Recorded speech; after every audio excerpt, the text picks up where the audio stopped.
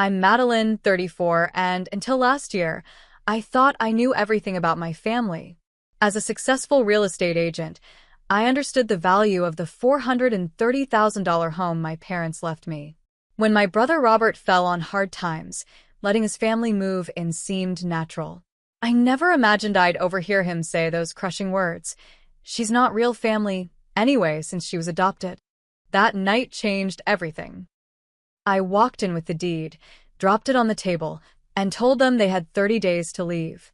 Drop a comment below telling me where you're watching from, and hit that subscribe button if you've ever had to stand up for yourself against family betrayal. Growing up in our Portland neighborhood, I never questioned my place in the family.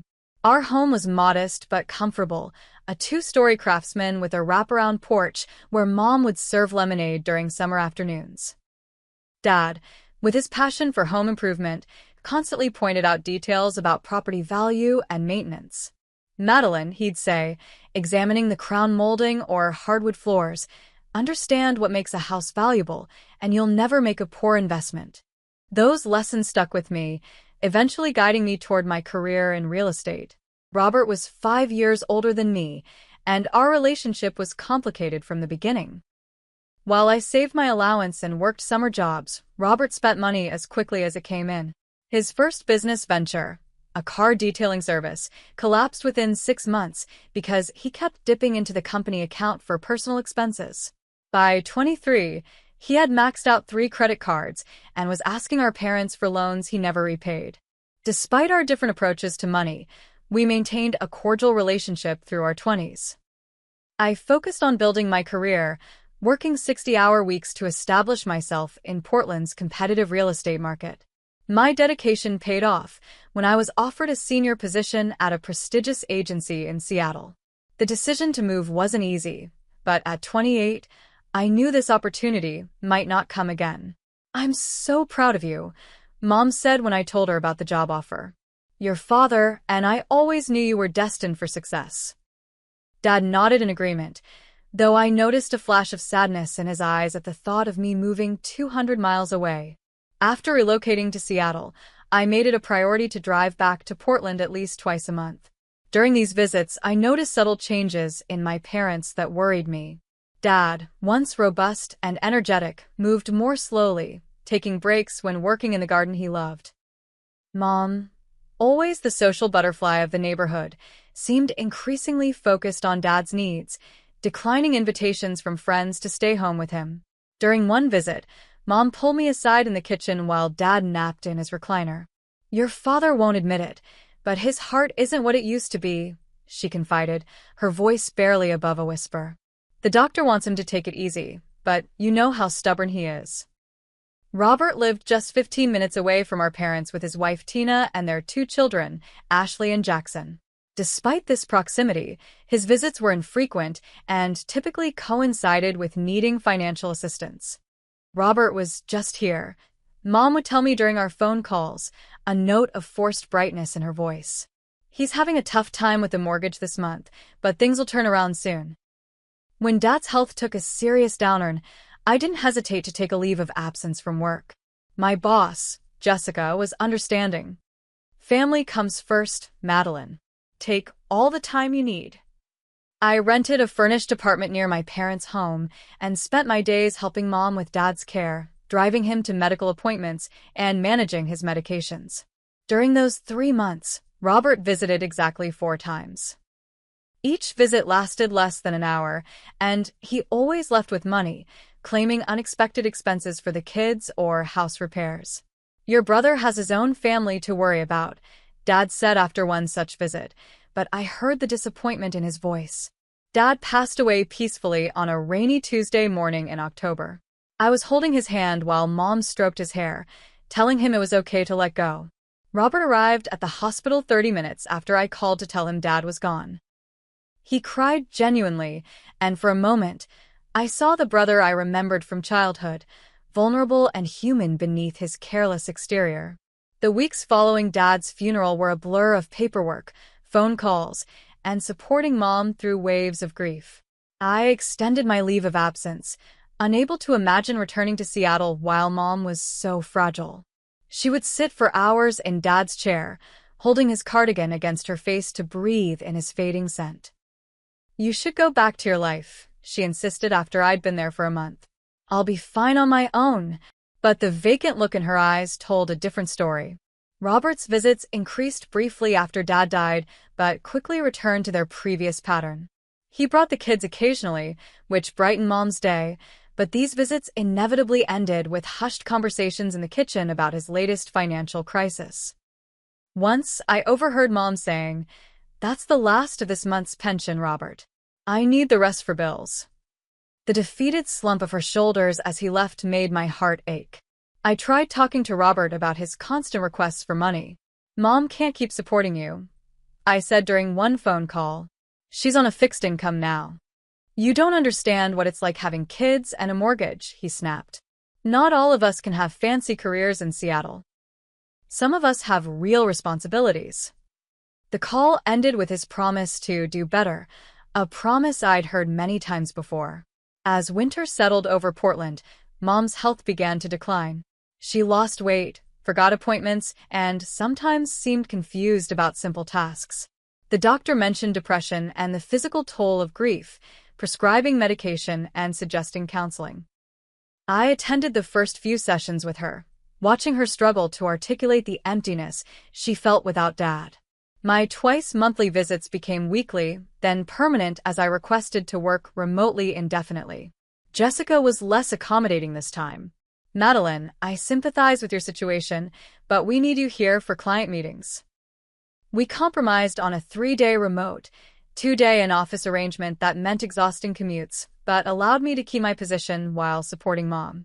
Throughout this time, my resentment toward Robert grew. He knew Mom was struggling but continued to burden her with his problems rather than offering support. During one particularly difficult week when Mom had bronchitis, I called Robert to ask him to pick up her prescription. "I can't today," he said, the sound of a sports broadcast clear in the background. "I promised the kids I'd watch their soccer practice." "Mom needs her medicine, Robert. She can hardly breathe." "Can't one of the neighbors help?" Mrs. Wilson is always offering.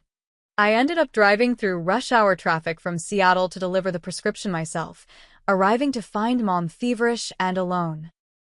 That night, after getting her settled, I cried from exhaustion and frustration, wondering how Robert could be so detached from the woman who had always supported him. 6 months after Dad's passing, Mom's health deteriorated rapidly. What began as occasional forgetfulness progressed to concerning memory lapses and physical weakness. A series of tests revealed the devastating diagnosis, advanced pancreatic cancer, that had already spread to her liver. The oncologist spoke gently about comfort care and making the most of the time she had left. I immediately took an extended leave from work, this time with no return date specified. Jessica was sympathetic but businesslike. "I'll have to fill your position temporarily, Madeline. We'll discuss your future with the company when you're ready to return." The implied message was clear. My job might not be waiting for me, but at that moment, it was the least of my concerns. Mom declined rapidly over the next few weeks. I transformed the dining room into a bedroom so she wouldn't have to navigate the stairs, and hospice nurses visited daily to manage her pain. Robert's visits increased slightly during this time, but they remained brief and often ended with him asking for money in hushed tones near the front door. "College application fees for Ashley," he explained one afternoon. "And Jackson needs braces. Insurance only covers part of it." I wrote him a check without argument, unwilling to create tension that Mom might sense. She always seemed more alert when Robert was around, smiling at the mention of her grandchildren and asking questions about their activities that she sometimes repeated minutes later. During her final week, Mom had a surprisingly lucid day. She asked to sit on the porch, bundled in blankets, despite the spring warmth. "I need to talk to you about the will," she said as we watched birds at the feeder Dad had built years ago. "Mom, we don't need to discuss that now," I said, reaching for her thin hand. "Yes, we do." Her voice was stronger than it had been in weeks. "Your father and I made our decisions carefully. The house and most of our savings will go to you." I started to protest, but she continued, "Robert will receive $20,000. We know it doesn't seem equal, but you've proven yourself responsible. Robert. She paused, searching for the right words. Robert needs to learn some difficult lessons we won't be here to teach. I understand, I said, though I was already anticipating Robert's reaction. Mom squeezed my hand. We trust you to do what's right, Madeline. You always have. She passed away peacefully 3 days later, with me by her side and Robert stuck in traffic, arriving 15 minutes too late to say goodbye. His genuine grief at the funeral temporarily bridged the gap between us, and for the first time in years, I felt like we were truly brother and sister, united in our loss if nothing else. The reading of the will took place in the office of my parents' longtime attorney, Mr. Phillips. As Mom had indicated, the house and bulk of their assets came to me, while Robert received $20,000. Mr. Phillips explained that my parents had updated their will 2 years earlier, after Robert had borrowed $30,000 from them to start another business that quickly failed. Robert's face remained impassive during the reading, but I noticed his knuckles whitening as he gripped the armrests of his chair. When Mr. Phillips finished, Robert stood abruptly. I need to process this, he said, and left without looking at me. Later that evening, he called. His voice was controlled, but I could hear the tension underneath. Tina and I are having trouble making rent, he said without preamble. The landlord raised it again, and with the kids' expenses. I took a deep breath. Robert, what are you asking? The house is just sitting empty now. It makes sense for us to move in, at least temporarily. It would give us time to save for a down payment on our own place. The request wasn't entirely unexpected. I had been considering selling the house but hadn't been emotionally ready to start the process. How temporary is temporary? I asked. 6 months, maybe a year at most. Just until we get back on our feet. After considering for a few days, I agreed to a 6-month arrangement. Robert and his family would move into the house, contribute to utilities and maintenance, and use this time to stabilize their finances and find permanent housing. I would return to Seattle and my job, visiting periodically to check on the property. You're a lifesaver, Maddie, Robert said when I handed him the keys, using my childhood nickname for the first time in years. The kids are so excited to have actual bedrooms instead of sharing a room in our apartment. Tina hugged me awkwardly.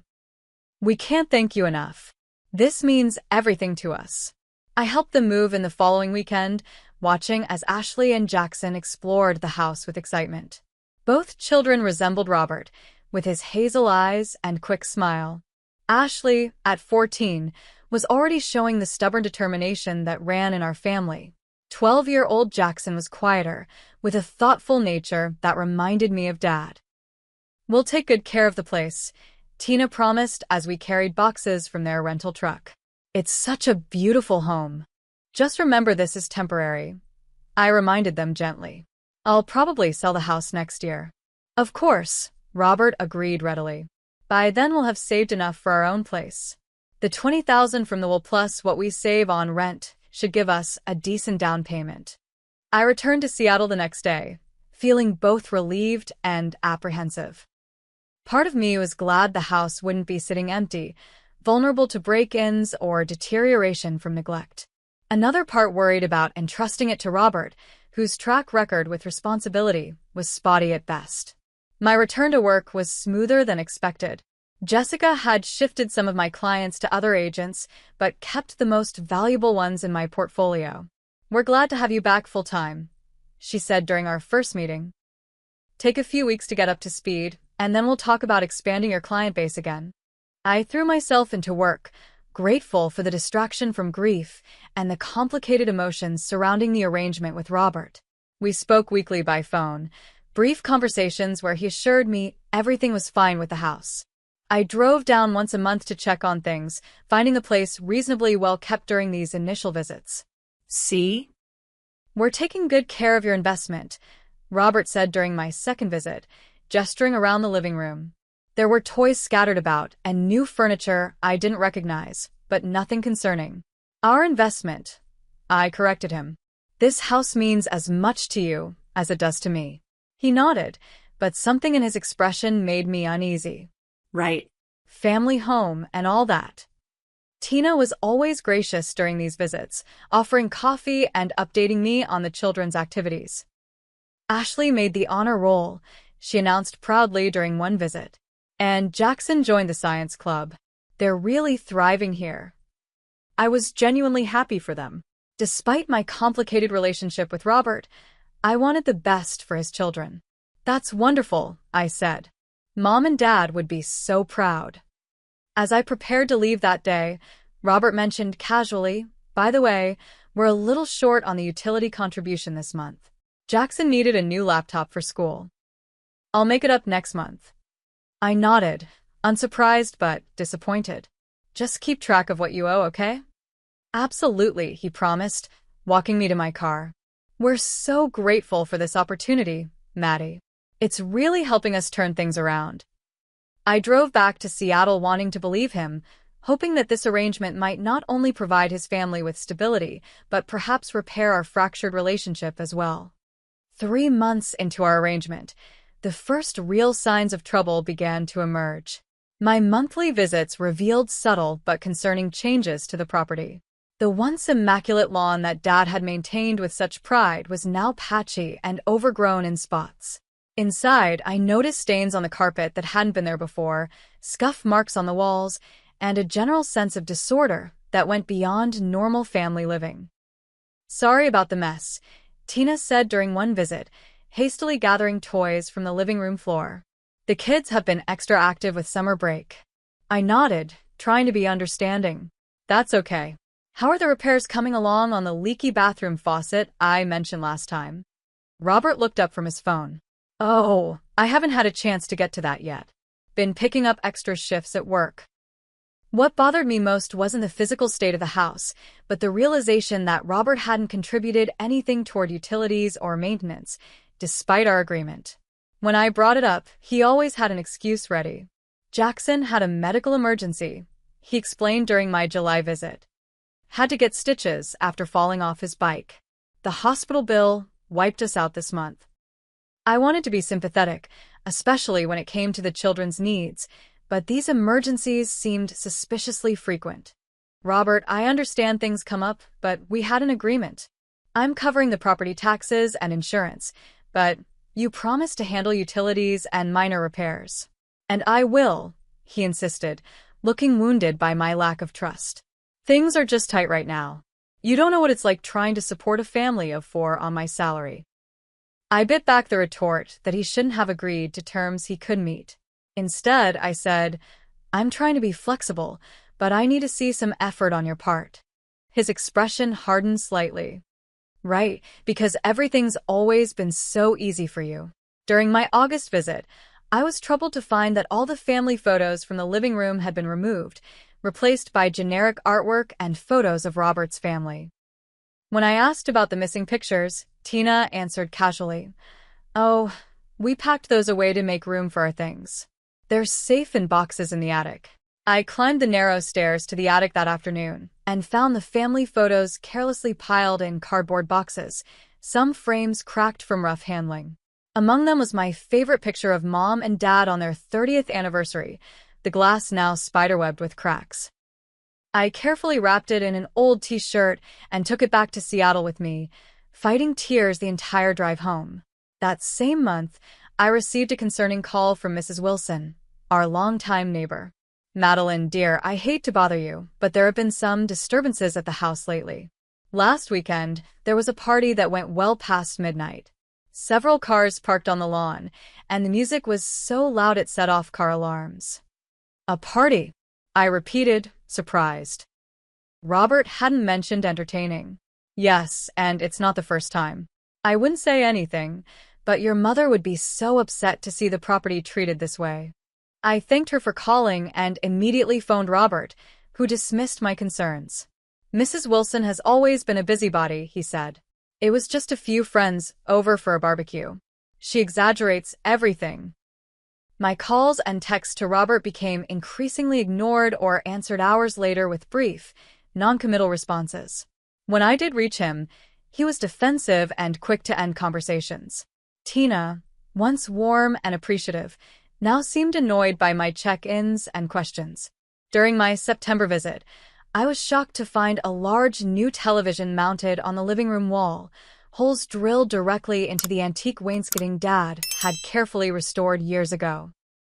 The kids' rooms had been completely redecorated, with paint colors I didn't recognize and posters attached to walls with tape that was already peeling paint in spots.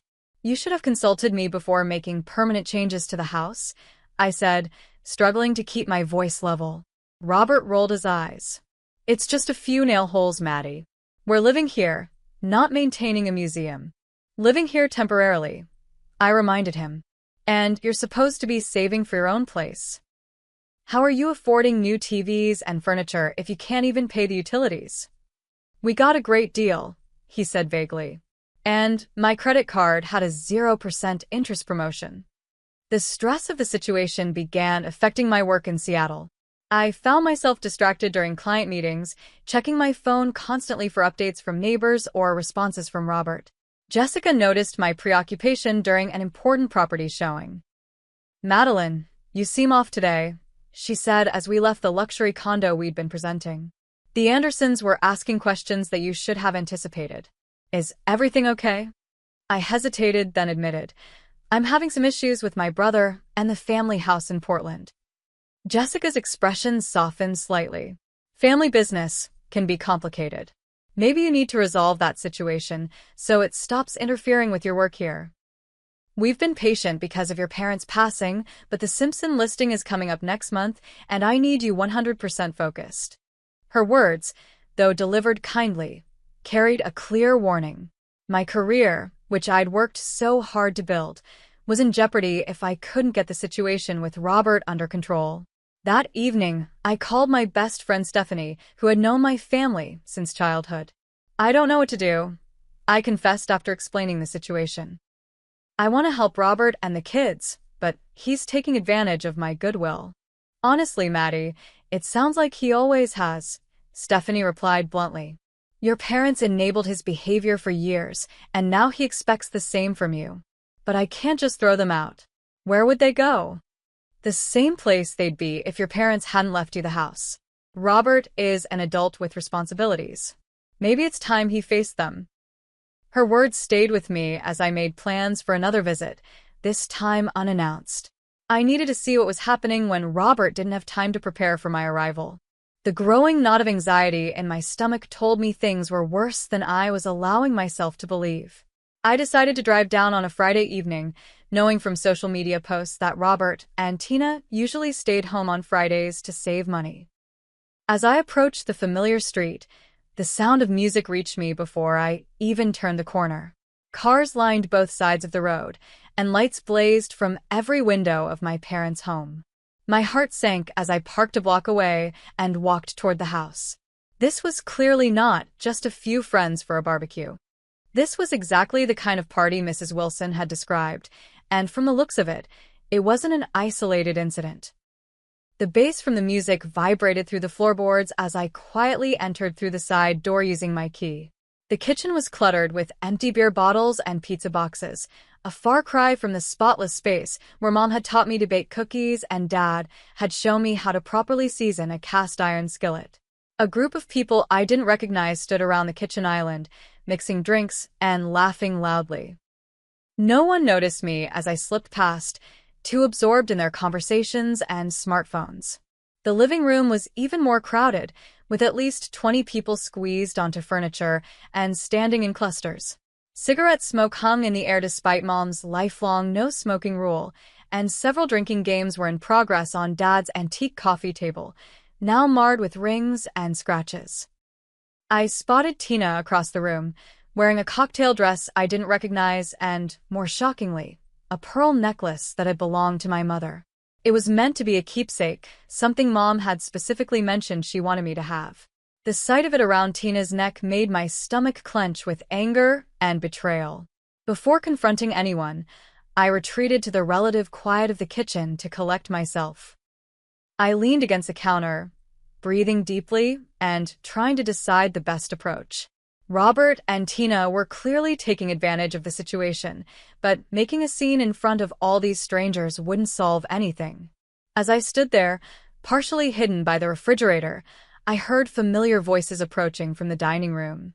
Robert and Tina entered with another couple, all holding drinks and speaking loudly to be heard over the music.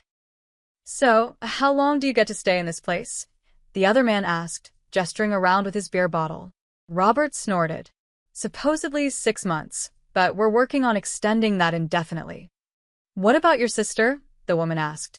"Doesn't she want to sell it?" Madeline. Tina rolled her eyes. "She's too busy with her fancy real estate career in Seattle to care about this place. She only visits once a month to check up on us like we're children." I pressed myself further into the shadow of the refrigerator, heart pounding as I listened.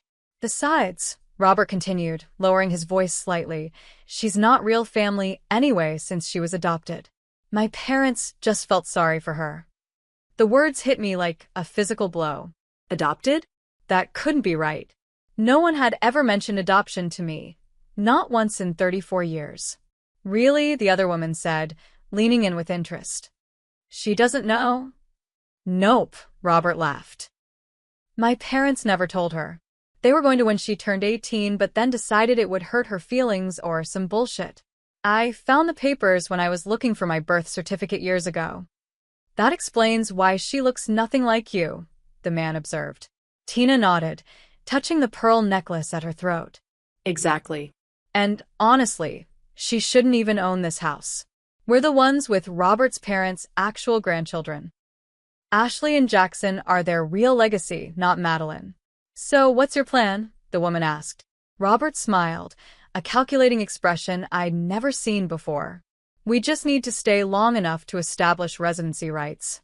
My buddy Marcus is a lawyer, and he says if we can prove we've been maintaining the property and paying bills, we might have a case to challenge the will, especially since she's not blood-related." "Smart," the man approved. "And it's not like she needs the money with her job." "Exactly," Tina agreed. "She can buy another house anywhere. This one should stay in the actual family." I didn't wait to hear more. Moving silently, I slipped back through the side door and out to my car, tears blurring my vision. Once inside, I locked the doors and let the full impact of what I'd heard wash over me. Adopted. The word echoed in my mind, reshaping my entire understanding of my identity and family history. There had never been even a hint that I wasn't my parents' biological child. I had Mom's smile. Everyone said so. Dad's love of architecture and design had seemed like a natural inheritance of his interests. But looking back, there were small things that suddenly made sense. The absence of baby pictures before what appeared to be about 6 months of age. The way extended family sometimes looked at me with expressions I couldn't quite read. Robert's occasional cryptic comments about being the real son when we argued as teenagers. I drove to a nearby hotel in a daze, checked it mechanically, and collapsed onto the bed. The room spun around me as pieces of my life rearranged themselves into this new reality. Through my tears, I called the one person I knew would understand the magnitude of this revelation. "Stephanie." I choked out when she answered. "Did you know I was adopted?" There was a pause, then a gentle, "Oh, Maddie." "No, I didn't know for sure, but I suspected. There were rumors when we were kids. I never said anything, because it didn't matter. Your parents adored you. Robert knows." I managed through tears. "He's known for years and never told me. And now he's saying he has more right to the house because he's their biological child and his kids are their real grandchildren." "That's absolute garbage," Stephanie said firmly.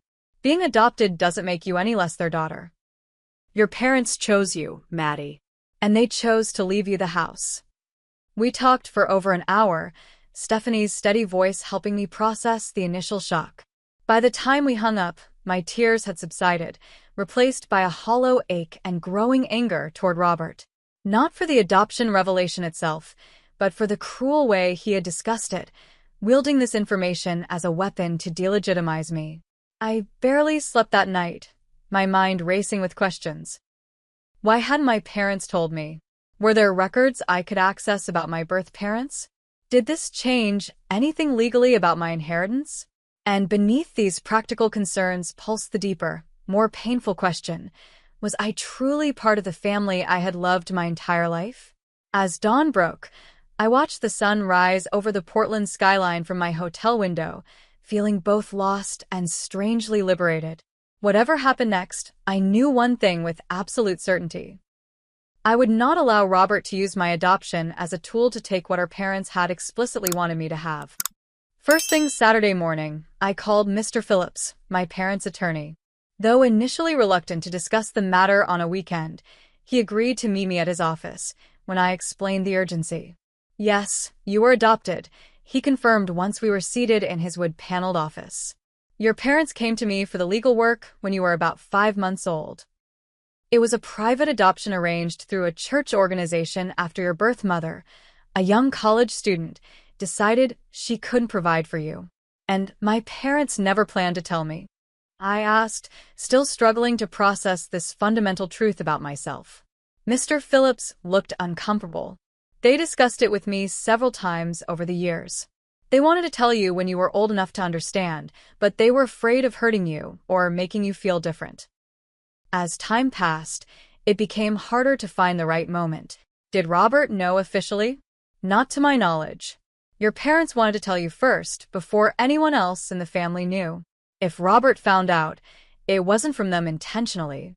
Does this affect the will in any way? I asked, coming to the critical question. Can Robert challenge it on the grounds that I'm not their biological child? Mr. Phillips shook his head firmly. Absolutely not. Your adoption was legal and complete. In the eyes of the law, you are their daughter in every sense. The will is ironclad. Your parents were very clear about their wishes. Relieved but still troubled, I asked, what about his claim about establishing residency rights? That's a common misconception, Mr. Phillips explained. Allowing family members to live in a property you own doesn't automatically give them rights to it. As long as there was a clear agreement about the temporary nature of the arrangement, which I understand there was, you're within your rights to end it. Armed with this information, I went to my bank next. The safe deposit box contained important documents, including the deed to the house, my parents' will, and, I discovered with a catch in my throat, a sealed envelope with my name on it in Mom's handwriting. I tucked it into my purse, not ready to read it yet. Back at the hotel, I called Jessica to let her know I would be staying in Portland until Monday. I need to handle this situation once and for all, I explained. It's affecting my work, and that's not fair to you or the agency. Take the time you need, she said, sounding relieved. Just keep me updated. I spent the rest of Saturday formulating my plan and consulting with Mr. Phillips about the legal steps for formal eviction, if it came to that. By Sunday morning, I felt prepared, though my stomach was in knots as I drove back to the house. I arrived just after 10, when I knew the family would typically be finishing breakfast. The house looked markedly different in daylight than it had during Friday night's party. Empty bottles and cups still littered the front yard, and a damp, stained couch that I didn't recognize sat abandoned on the porch. Using my key, I entered to find Robert and Tina arguing in the kitchen. The children were in the living room, Jackson playing a video game at full volume while Ashley texted on her phone, both oblivious to the mess surrounding them. I told you we need to pay the credit card minimum at least, Tina was saying, her voice sharp with frustration. They're threatening to freeze the account.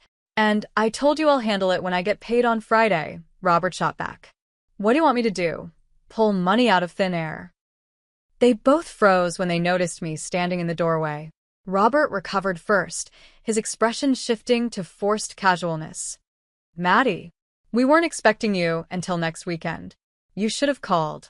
Clearly, I said, looking pointedly at the disaster around us. Dishes were piled in the sink, counters sticky with spilled drinks, and the floor crunched with snack debris underfoot. We had a few friends over last night, Tina said, not meeting my eyes. I noticed she wasn't wearing Mom's pearls today. We're just about to clean up. Actually, I was here Friday night too, I said quietly. Robert's face paled slightly. You were? Why didn't you say hello? I think you know why. I moved further into the kitchen, setting my purse on the counter. I heard your conversation with your friends. About me being adopted. About your plans to challenge the will.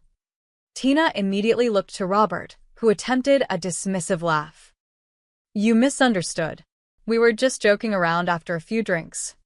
Don't, I said, my voice steady despite the emotions churning inside me. Don't lie to me anymore, Robert.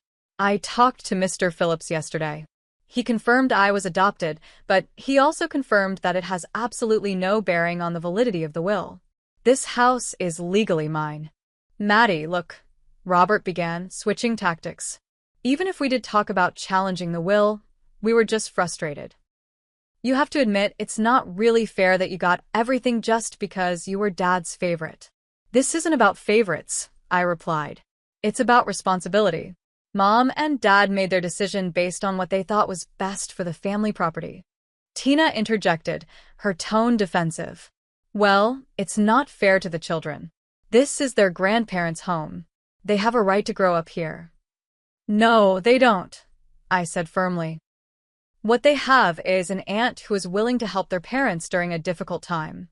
An aunt who you've been talking about behind her back, whose property you've been damaging, and whose family mementos you've been treating as your own. I looked directly at Tina. Like Mom's pearl necklace you were wearing Friday night. She flushed but remained defiant. Robert said I could have it. It looks better on me anyway. I took a deep breath, fighting to maintain my composure. Family isn't just about blood, which is something I've apparently understood better than you despite not knowing I was adopted. Family is about respect, honesty, and honoring each other's boundaries. You've shown me none of those things. I reached into my purse and pulled out the deed to the house, placing it on the kitchen table between us. This is the deed to this property. It's in my name.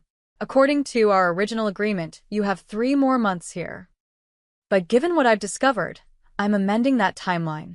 You have 30 days to find another place to live. Robert's face darkened with anger. You can't do that. We have rights. Actually, I can. I've already confirmed it with Mr. Phillips. This was a temporary arrangement that you violated on multiple levels. I'm being generous by giving you 30 days instead of demanding you leave immediately. And where are we supposed to go? Tina demanded, gesturing toward the living room where the children remained absorbed in their devices. You'd put your own niece and nephew out on the street? Don't try to manipulate me, I said calmly. You have the $20,000 from the will, assuming you haven't spent it all already. That's enough for a security deposit and first month's rent on an apartment. You had a place before you moved here, and you'll find another one now. Robert's expression shifted from anger to panic as he realized I was serious. Maddie, come on. We're family. You can't just throw us out. That's interesting coming from someone who said I'm not real family 2 days ago. I picked up the deed and returned it to my purse. I'll be back next weekend with the formal eviction papers. I suggest you start packing and looking for a new place immediately. This is about the adoption thing, isn't it? Robert said, his voice rising. You're punishing us because you're hurt that Mom and Dad didn't tell you. That's not our fault. No, it's not about that, I replied, maintaining my calm. It's about the fact that you tried to use that information to delegitimize me and take something that doesn't belong to you. It's about the disrespect you've shown to this house and to our parents' memory. Tina started to cry, though the performance felt calculated. Think about the children, Madeline. They love it here. They finally have stability. They had stability before, and they'll have it again, I said, unmoved by the display. That responsibility falls on their parents, not on me. I turned to leave, but Robert grabbed my arm. You can't do this. I won't let you. I looked down at his hand until he released me. This isn't up for debate. 30 days, Robert. And if the house isn't in the same condition it was when you moved in, I'll deduct the repair costs from any remaining inheritance money. As I walked out, I heard Tina dissolve into genuine tears and Robert kick a kitchen chair in frustration. The children looked up briefly as I passed through the living room, Jackson offering a small wave that I returned with a sad smile. Once in my car, I allowed myself to shake, the adrenaline of the confrontation washing through me. I had done it. I had stood up to Robert and reclaimed what was rightfully mine. But the victory felt hollow against the weight of everything I had lost. The brother I thought I had the parents I would never be able to ask about my adoption, and the simple understanding of my place in the world that had been shattered in a single weekend. As I drove back to Seattle that afternoon, I finally felt ready to open the envelope from my safe deposit box. At a rest stop along I-5, I carefully broke the seal and unfolded a letter written in Mom's neat handwriting. "My dearest Madeline," it began. "If you're reading this, it means we never found the right moment to tell you what we should have shared long ago. You came into our lives when you were just a tiny baby, not through my body but through our hearts." Tears blurred my vision as I read their explanation, their fears about telling me, and most importantly, their absolute certainty that I was meant to be their daughter.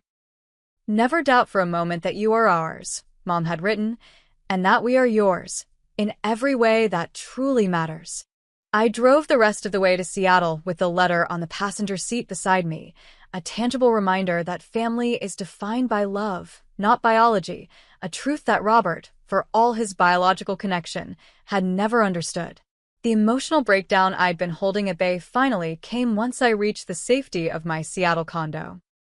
I sat in my parked car in the underground garage for nearly an hour, sobbing until my throat was raw and my eyes swollen. It wasn't just about Robert's betrayal or the adoption revelation, but the culmination of everything. Losing both parents within a year, the stress of managing the house from a distance, and now this final fracturing of what family I had left. When I finally made it upstairs, I called Stephanie. "I did it," I told her, my voice hoarse. "I told them they have 30 days to leave." "I'm proud of you," she said. "That couldn't have been easy." "It wasn't, but it's done." I paused, then added, "I read Mom's letter about my adoption. And they loved me, Steph. They really did.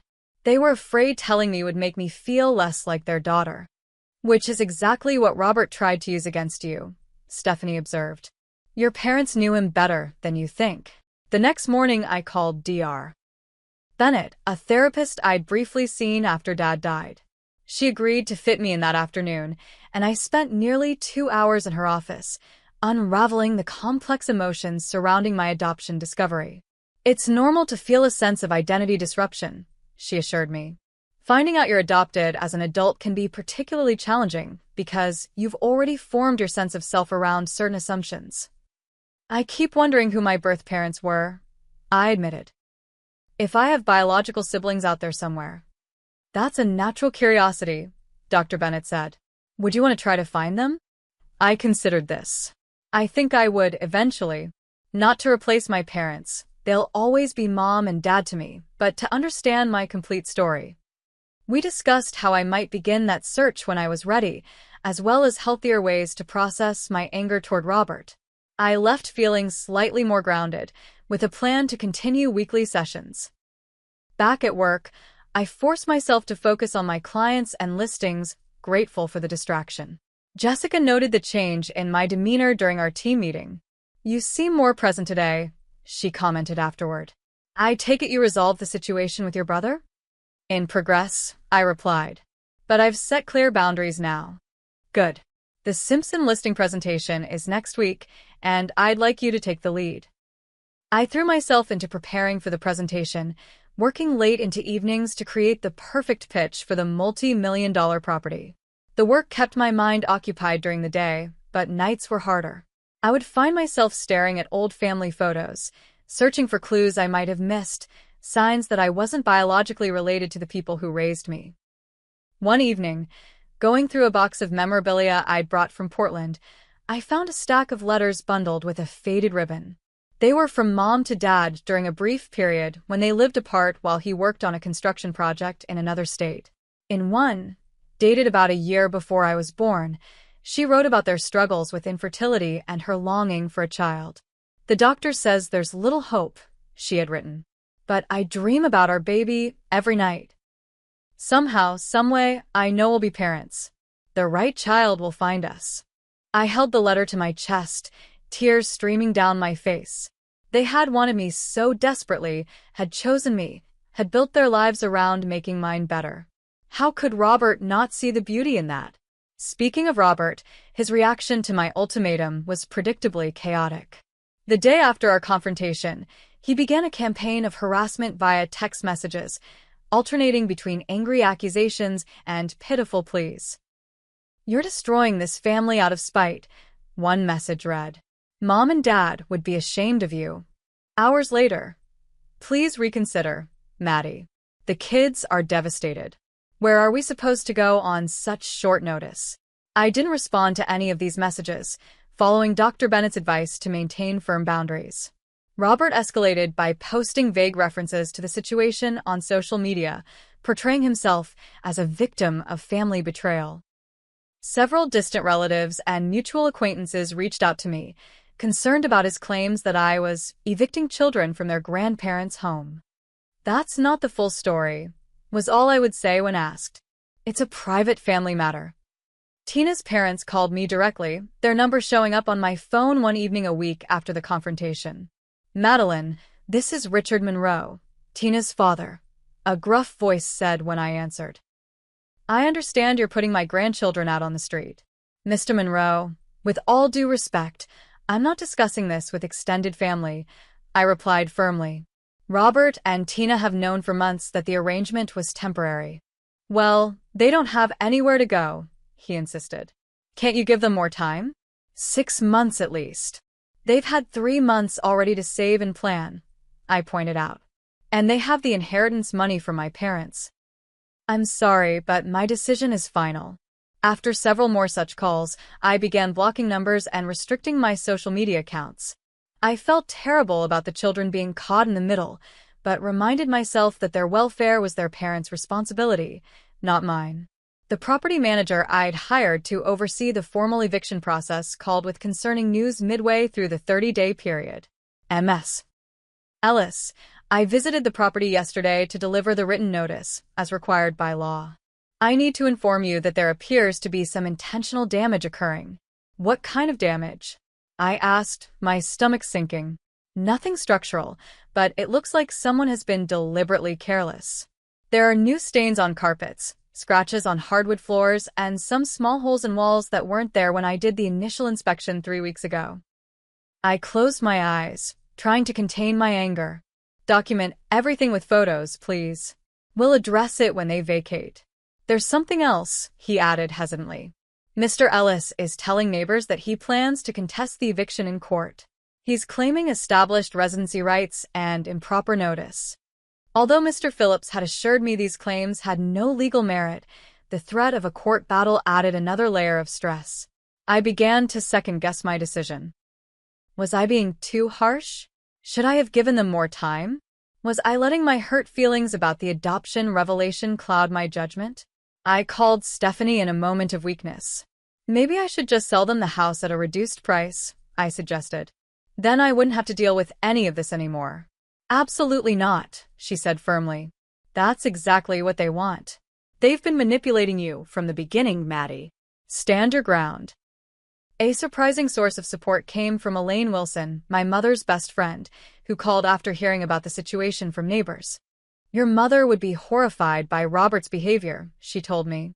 "She always worried about his sense of entitlement." "Did she ever mention to you that I was adopted?" I asked hesitantly. "Yes, dear, she did," Elaine admitted. "It was one of her deepest regrets that they never told you.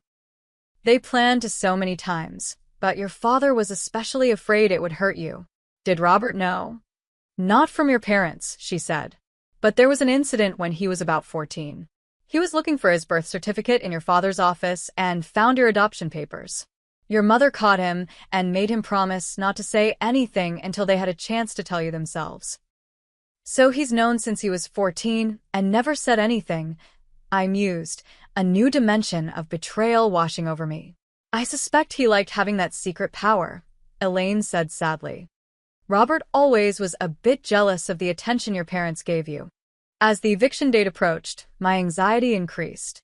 I took time off work to be in Portland for the final day, something Jessica was surprisingly supportive of once I explained the full situation. "Family business needs to be handled decisively," she said. "Get it done so you can move forward." Robert made a last-ditch attempt to delay the process by filing an emergency motion with the court, claiming insufficient notice and hardship.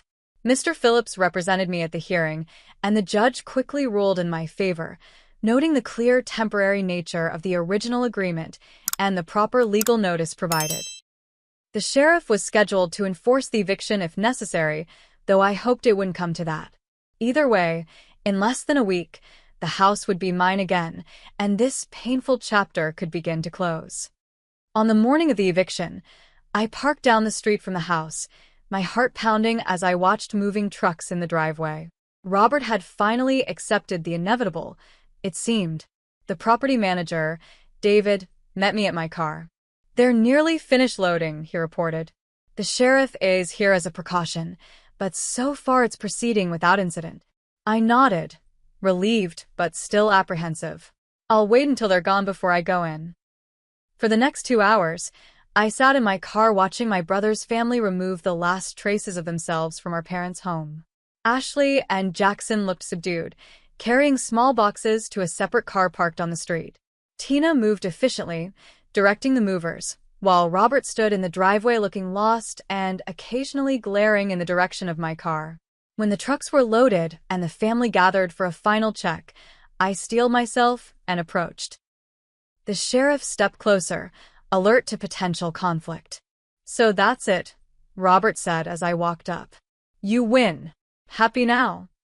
"This was never about winning, Robert," I replied quietly.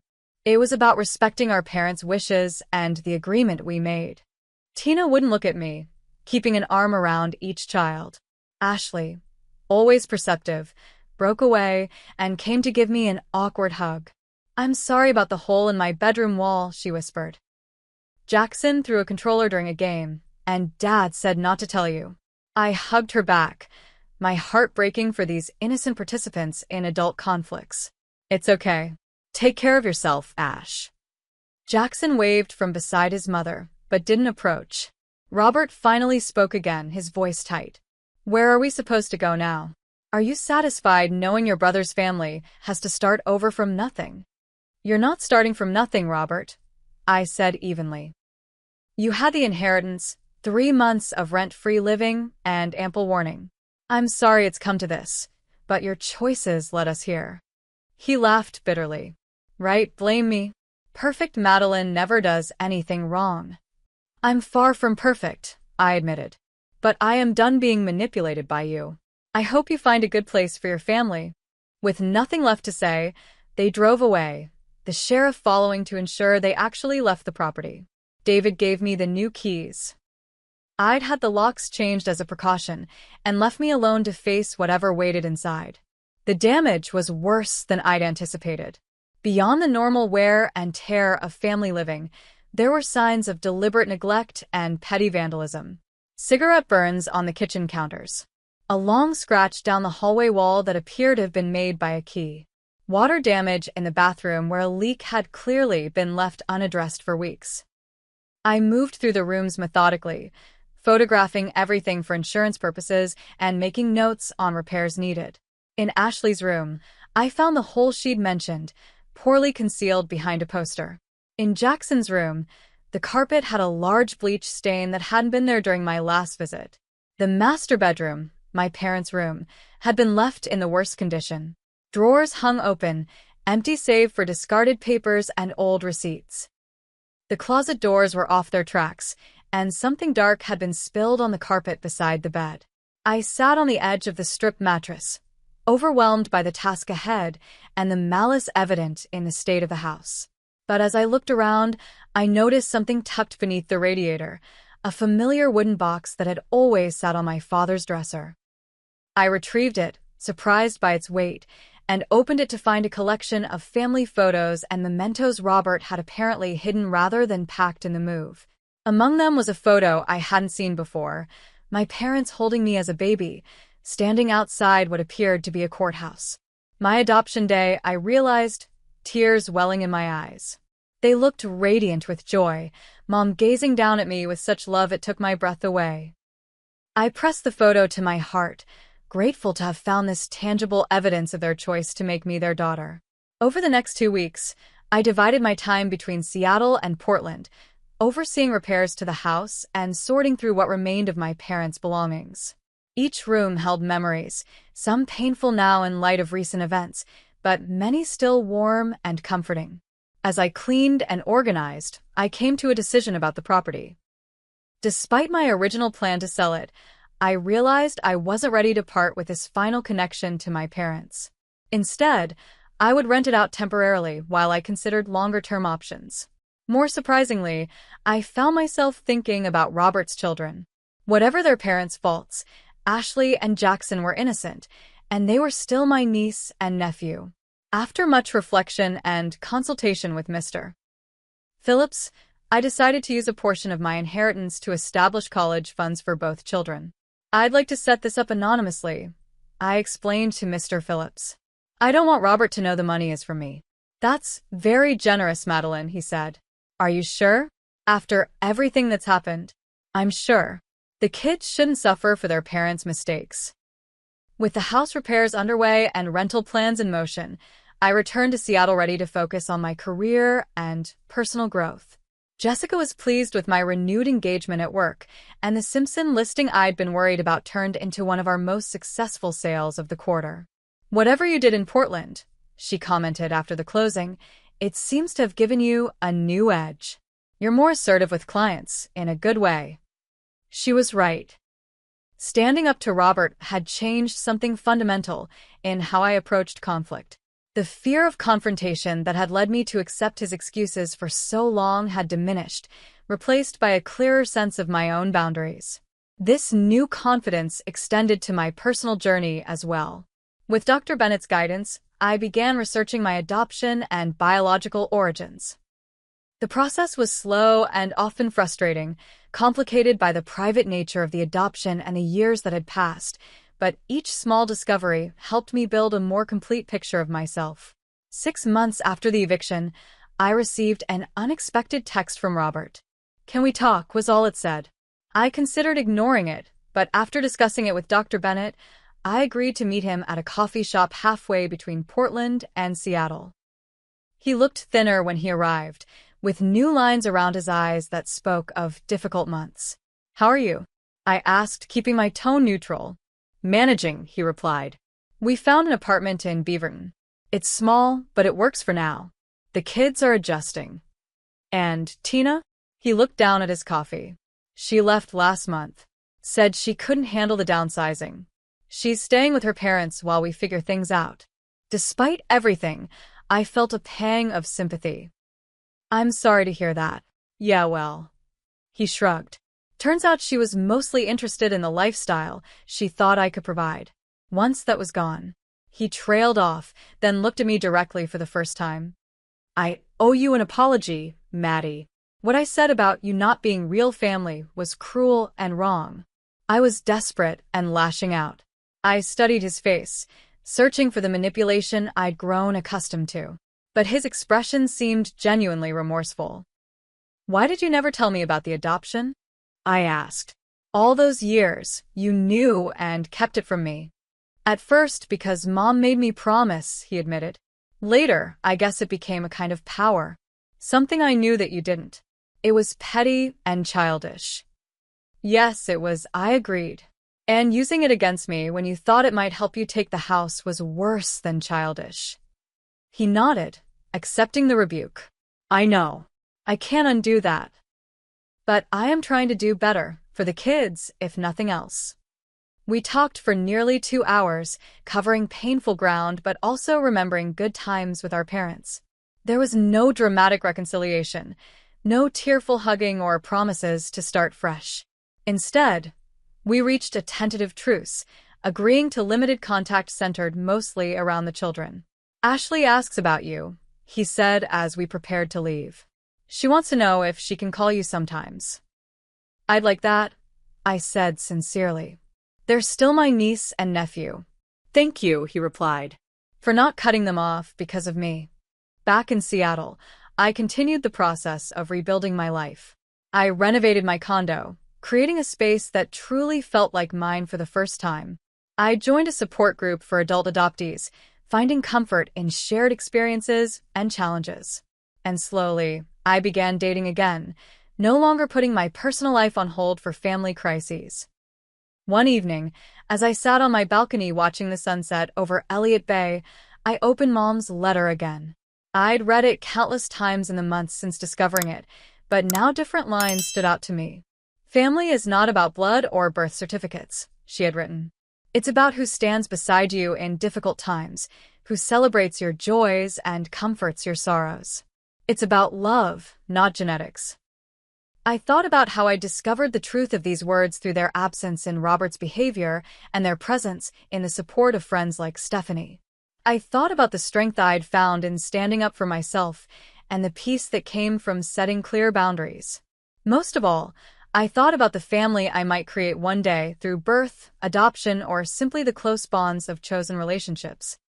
And the values I would pass on from the parents who had chosen me and loved me completely. The journey of discovery wasn't over. There would be more questions, more searching, more processing of complex emotions. But sitting there with the Seattle skyline glowing golden in the fading light, I felt a sense of belonging to myself that no revelation or betrayal could shake. Have you ever had to stand up to a family member who betrayed your trust? How did you find the strength to set boundaries while still honoring the importance of family connections? Share your experience in the comments below. And if this story resonated with you, please hit that like button and subscribe to hear more stories about navigating complex family dynamics and finding personal strength through difficult times. Thank you for listening to my journey, and remember that true family is defined by love and respect, not blood or legal documents.